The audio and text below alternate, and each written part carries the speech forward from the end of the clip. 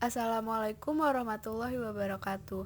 Halo semuanya, di video ini kelompok kami akan menjelaskan materi sosiologi tentang ketimpangan sosial. Video ini disusun oleh Dian Putri Utami, Nurma Windy Prasasti, Rizka Rahmawati, dan saya sendiri Tiara Ferani Adia. Disimak ya.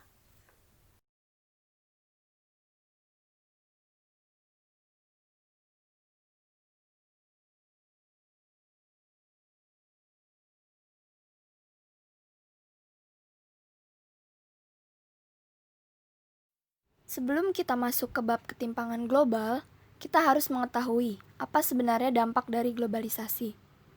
Dampak globalisasi secara umum yaitu semakin berkembangnya ilmu pengetahuan dan teknologi atau iptek yang membantu mempermudah aktivitas manusia. Selain itu, globalisasi juga mempunyai dampak positif dan dampak negatif. Dampak positifnya yang pertama, globalisasi memungkinkan untuk saling berkomunikasi secara mudah dan juga murah. 2. Globalisasi memungkinkan terjadinya pertukaran informasi. 3. Globalisasi memungkinkan untuk saling mengenal dan memahami perbedaan satu sama lainnya. 4. Globalisasi membawa nilai-nilai universal, misalnya mengenai isu-isu kemanusiaan seperti kesetaraan, serta isu-isu agenda pembangunan dunia. Dampak negatifnya, yang pertama, globalisasi ini memunculkan perilaku budaya masyarakat yang konsumtif. Kedua, globalisasi membawa pengaruh dalam bahasa dan kebudayaan lokal yang memiliki kemungkinan terkikis karena masuknya bahasa asing. 3. Globalisasi memiliki kemungkinan untuk menghilangkan tradisi, kebiasaan, dan adat istiadat masyarakat. 4. Globalisasi berpotensi menghasilkan kriminalitas skala lintas batas, contohnya ini perdagangan narkoba. Yang kelima, globalisasi memperlebar kesenjangan sosial pada skala lokal, nasional, dan juga global.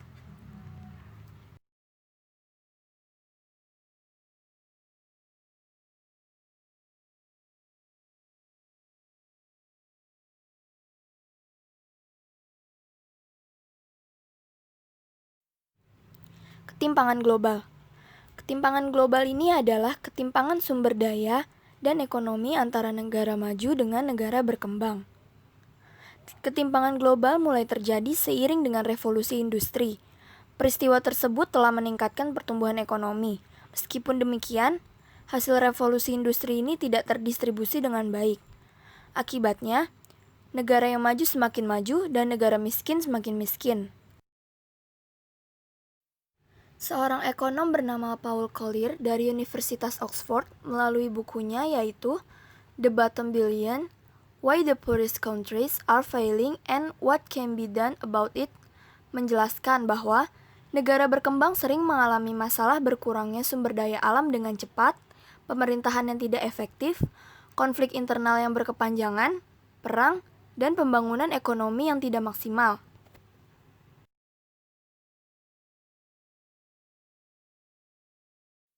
Teori ketimpangan global. Yang pertama ini ada teori kolonialisme. Teori ini menyatakan pada satu negara yang menjadikan banyak wilayah sebagai koloninya yang diawali oleh negara industri atau negara kapitalis.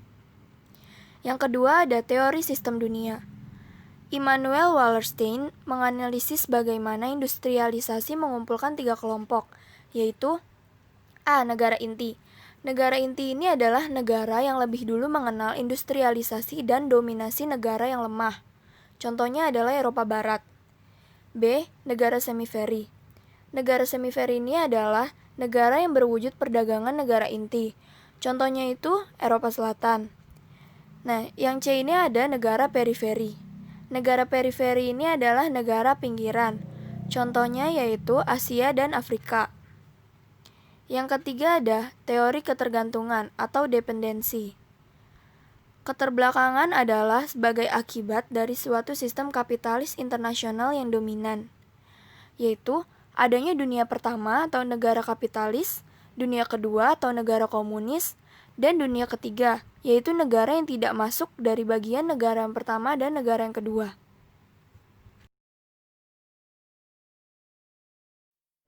4. Pendekatan struktural. Teori ini memandang bahwa kemiskinan dan kebergantungan dunia ketiga tidak disebabkan oleh kebijakan yang sengaja dibuat oleh negara Amerika, Inggris, ataupun Moskow. Namun, kebergantungan berasal dari struktur sistem internasional yang konstruksinya dibuat sedemikian rupa. Yang kelima ada teori fungsionalis. Ketidaksetaraan tidak bisa dihindari dan memainkan fungsi penting dalam masyarakat. 6. Teori konflik. Ketimpangan sebagai akibat dari kelompok yang kuat dengan kelompok yang kurang kuat dan kesenjangan sosial mencegah dan menghambat kemajuan masyarakat. Yang ketujuh ada teori pertumbuhan neoklasik. Menurut hipotesis neoklasik, ketimpangan pembangunan pada awal proses meningkat. Setelah berangsur-angsur, ketimpangan pembangunan antar wilayah tersebut akan semakin menurun. Sekarang kita masuk ke dalam stratifikasi dalam sistem dunia.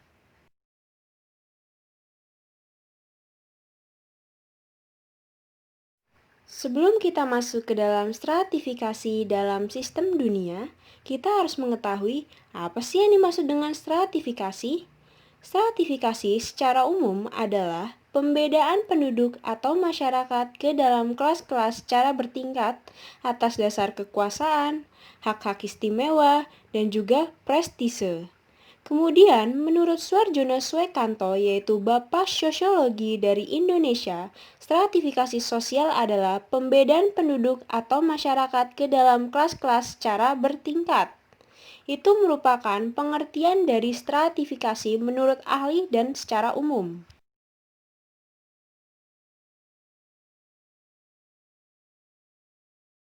Nah, sekarang kita masuk ke dalam stratifikasi dalam sistem dunia. Sistem dunia merupakan globalisasi. Globalisasi berasal dari kata global yang artinya mendunia. Globalisasi ini membuat suatu negara tidak dapat berdiri sendiri tanpa adanya negara lain. Setiap negara ini saling membutuhkan satu sama lain. Oleh sebab itu, keberadaan negara maju maupun negara berkembang ini saling berhubungan satu sama lain. Penyebab hal tersebut adalah yaitu peninggalan kolonialisme, kehadiran perusahaan multinasional, dan juga modernisasi yang nantinya akan kita bahas di slide selanjutnya. Selanjutnya, kita masuk ke dalam peninggalan kolonialisme. Tentunya kita tidak asing dengan istilah kolonialisme. Kolonialisme ini terjadi ketika yaitu kekuatan asing mempertahankan dominasi politik, sosial, ekonomi, dan budaya terhadap penduduk lokal dalam waktu yang panjang. Kolonialisme juga diartikan sebagai pemerintah oleh orang lain. Praktik kolonialisme yaitu seperti pemerintahan Inggris yang menduduki Amerika Utara, kemudian sebagian Afrika dan juga India. Dapat disimpulkan dari penjelasan tersebut yaitu hubungan antara negara kolonial dengan negara koloni ini seperti dominasi kelas kapitalis dan juga proletariat. Hal ini sesuai dengan teori yang dikemukakan oleh Karl Marx. Kemudian di peninggalan kolonialisme terdapat istilah yaitu neokolonialisme. Merupakan bekas penjajah yang membantu mengembangkan industri dan teknologi industri yang tidak mampu mengembangkan industri dan teknologinya sendiri. Dan juga neokolonisme ini bergantungnya kepada negara-negara industri yang termasuk negara yang menjajah negara mereka. Dan di peninggalan kolonialisme ada 3 analisis sistem dunia, yaitu negara industri yang dimana ada Amerika Serikat, Jepang, dan juga Jerman yang merupakan pusat dari sistem industri ini. Kemudian dengan adanya negara ekonomi marigal seperti Israel, Irlandia, dan juga Korea Selatan. Kemudian negara berkembang yang miskin yaitu ada di Asia, Afrika, dan juga Amerika Latin. Dan merekalah yang menjadi pusat eksploitasi ekonomi negara-negara industri atau semi pinggiran.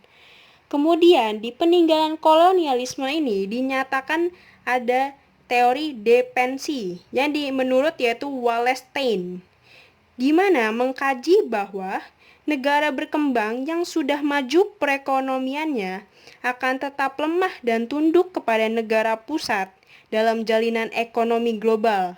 Kemudian negara industri akan tetap mengeksploitasi negara-negara berkembang demi keuntungan.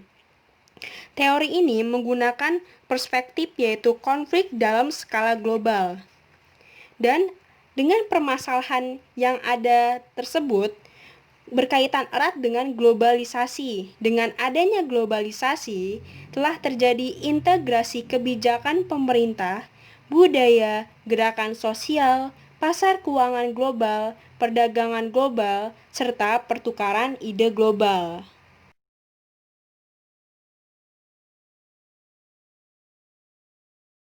Selanjutnya, kita masuk ke dalam perusahaan multinasional. Perusahaan multinasional berperan penting dalam terjadinya neokolonialisme.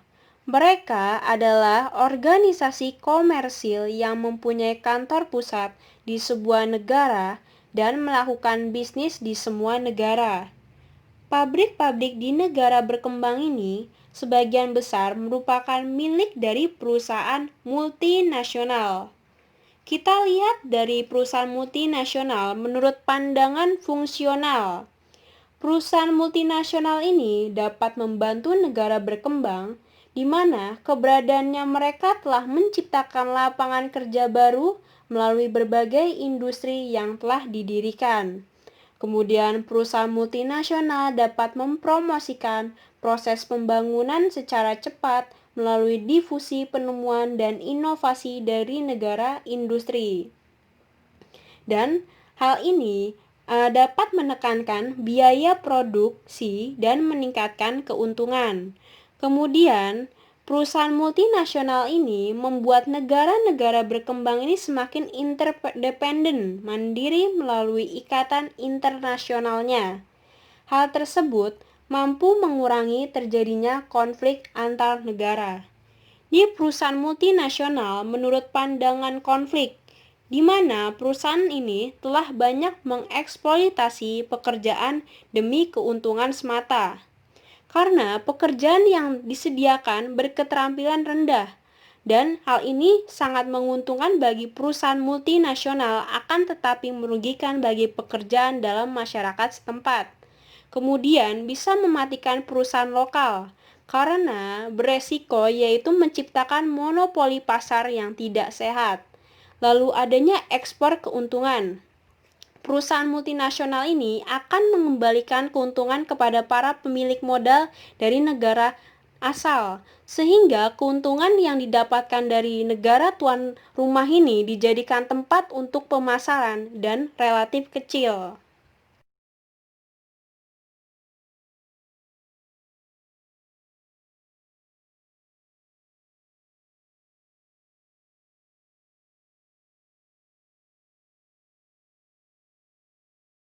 Sekarang kita masuk ke dalam modernisasi. Secara umum, modernisasi adalah peralihan dari masyarakat tradisional ke masyarakat modern. Pada pembahasan kali ini, yaitu kita hubungkan modernisasi dengan ketimpangan sosial. Modernisasi ini membuat masyarakat cenderung menjadi urban, terdidik, dan juga masyarakat industri. Mereka juga mulai menggeser pola kekuasaan tradisional, yaitu orang tua dan tokoh agama ke otoritas baru, yaitu seperti pejabat pemerintah. Kemudian modernisasi ini juga mendorong negara-negara berkembang berusaha menjadi negara industri. Lalu, sebenarnya apa sih yang dimaksud dengan tujuan dari modernisasi? Tujuan sebenarnya dari modernisasi yaitu memudahkan kehidupan manusia. Akan tetapi, modernisasi ini tidak bisa dinikmati oleh semua orang. Kehadirannya cenderung hanya dinikmati oleh orang-orang kaya. Selain itu, penyebaran teknologi ke negara berkembang tuh selalu terlambat, dan hal ini yang menyebabkan ketimpangan sosial. Kemudian, di modernisasi, terdapat teori modernisasi dengan pendekatan fungsional, yang dimana modernisasi dan pembangunan akan meningkatkan kehidupan orang di negara berkembang secara perlahan. Pembangunan di negara berkembang akan dibantu oleh inovasi yang berasal dari negara industri. Akan tetapi, hal ini berbeda dengan pendapat dari teori modernisasi dan ahli teori ketergantungan, yang menyatakan bahwa transfer teknologi hanya akan meningkatkan dominasi negara pusat terhadap negara berkembang serta memfasilitasi eksploitasi jangka panjang. Dan dimodernisasi ini memiliki dampak positif dan negatif. Positifnya, kita memiliki teknologi yang lebih maju.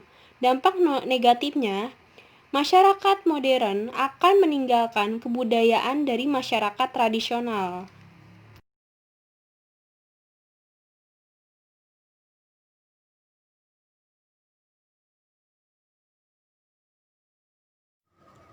Ketimpangan sosial di Indonesia. Seperti halnya negara berkembang lainnya, Indonesia dihadapkan pada berbagai permasalahan sosial yang disebabkan oleh rendahnya pendapatan rata-rata penduduk, infrastruktur yang relatif terbelakang, dan indeks perkembangan manusia yang kurang dibandingkan negara-negara lain yang lebih maju. Ketimpangan sosial di Indonesia dapat menjadi kendala untuk mewujudkan pembangunan berkelanjutan atau sustainable development di Indonesia. Oleh karena itu, sejumlah program telah dan sedang dilaksanakan untuk mengatasi masalah tersebut. Salah satunya adalah dengan melaksanakan berbagai program sesuai dengan target yang ditetapkan dalam Millennium Development Goals atau MDGs. Berikut adalah jenis-jenis dari ketimpangan sosial. Ketimpangan pendapatan. Ketimpangan pendapatan adalah suatu konsep yang menjelaskan perbedaan kemakmuran, standar hidup, serta pendapatan yang diterima atau dihasilkan oleh individu atau rumah tangga dalam masyarakat, sehingga mengakibatkan tidak meratanya distribusi antar wilayah disebabkan oleh perbedaan faktor produksi dan sumber daya yang tersedia. Contohnya, orang yang berpendapatan tinggi dengan orang yang berpendapatan rendah tentu akan nampak kesenjangan mulai dari cara memenuhi kebutuhan sehari-hari, kesehatan, hingga gaya hidup dan tempat tinggal.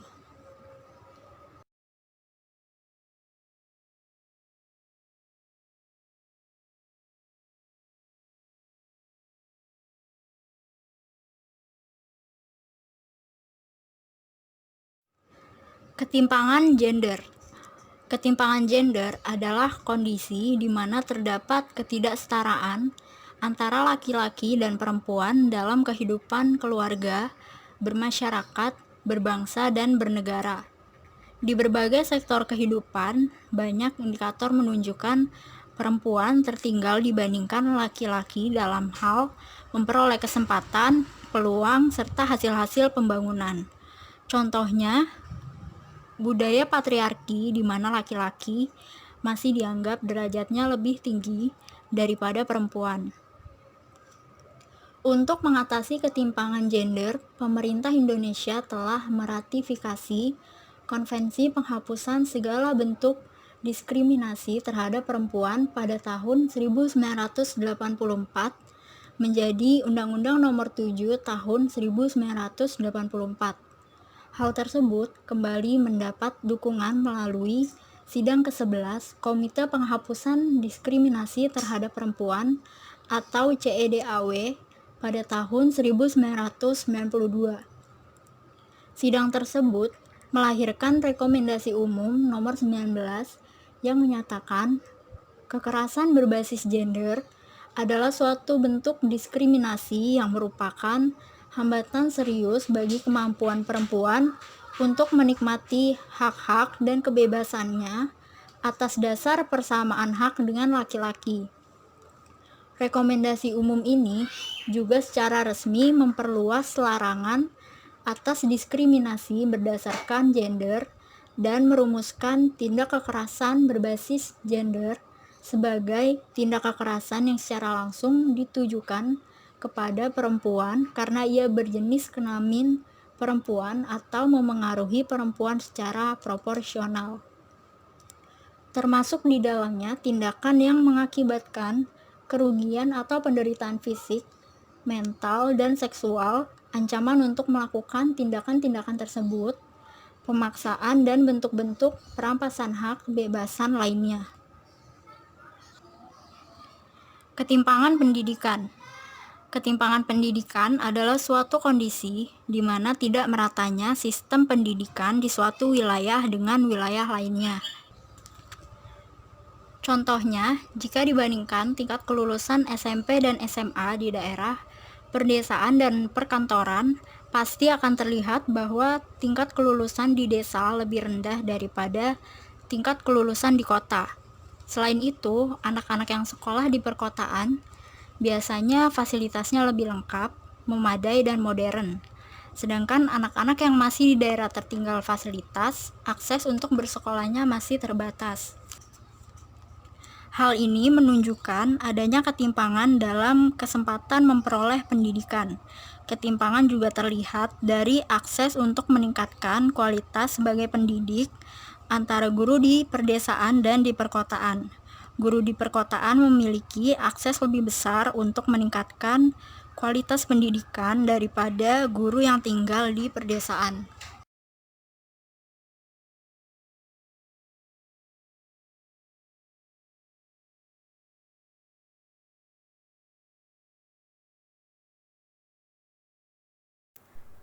Dampak terjadinya ketimpangan sosial. Faktor pendorong utama dalam mengatasi ketimpangan sosial adalah dengan membenahi sektor pembangunan sosial. Namun, sektor ini memiliki peranan menimbulkan masalah yang berkaitan dengan ketimpangan sosial, yaitu yang pertama, kemiskinan. Kemiskinan adalah keadaan saat ketidakmampuan untuk memenuhi kebutuhan dasar seperti makanan, pakaian, tempat berlindung, pendidikan, maupun kesehatan. Kemiskinan dapat disebabkan oleh kelangkaan alat pemenuh kebutuhan dasar ataupun sulitnya akses terhadap pendidikan dan pekerjaan.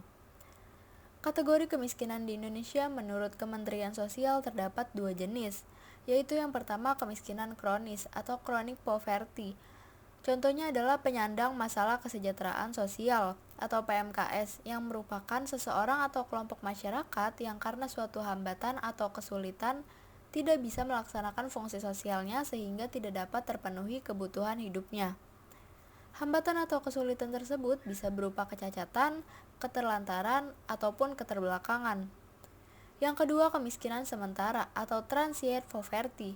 Kemiskinan ini terjadi akibat menurunnya pendapatan dari kesejahteraan masyarakat secara merata. Hal tersebut sebagai akibat dari perubahan kondisi normal menjadi kondisi kritis seperti adanya global pandemi virus corona saat ini. Masalah kemiskinan kronis dan kemiskinan sementara apabila tidak ditangani dengan cepat akan menimbulkan kemiskinan budaya atau kultur poverty yang ditandai oleh tidak adanya kemauan atau pasrah, bahkan putus asa, serta dalam keadaan situasi kritis cenderung melakukan tindakan sosial berperilaku destruktif atau bahkan melakukan tindakan kriminal. Faktor internal kemiskinan. Yang pertama itu ketidakmampuan memenuhi kebutuhan dasar sehari-hari, yang kedua ketidakmampuan dalam menampilkan peranan sosial, dan yang ketiga ketidakmampuan dalam mengatasi banyak masalah sosial yang dihadapinya.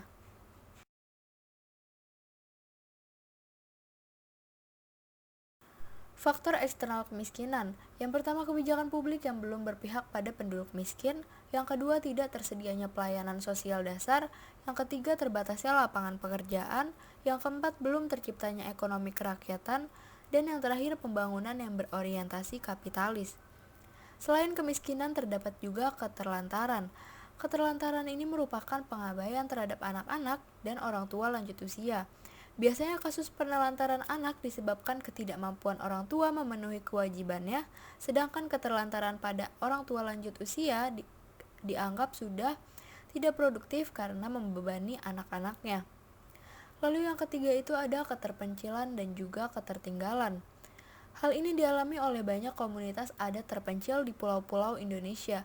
Keterpencilan membuat banyak kelompok masyarakat belum terjangkau oleh proses pelayanan pembangunan dan pelayanan sosial dasar.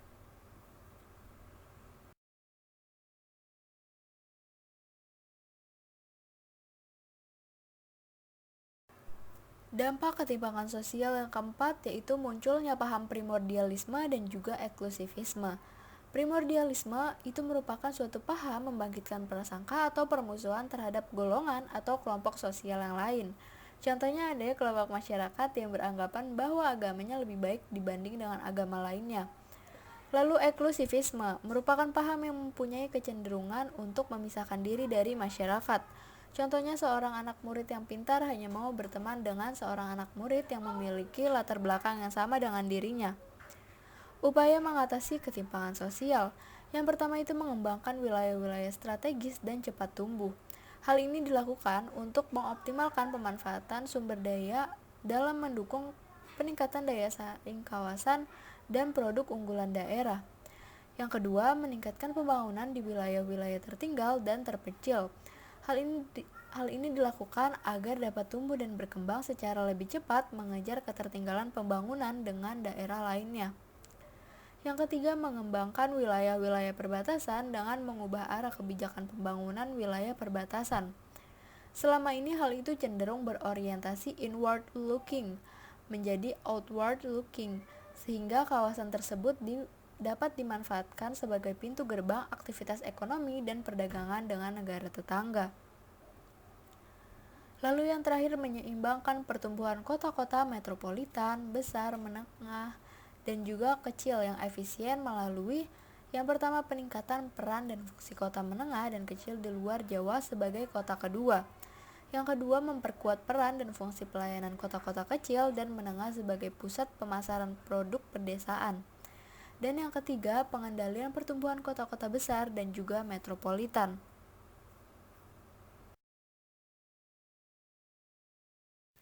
Sekian materi mengenai ketimpangan sosial yang bisa kelompok kami sampaikan. Kurang lebihnya mohon maaf. Wassalamualaikum warahmatullahi wabarakatuh.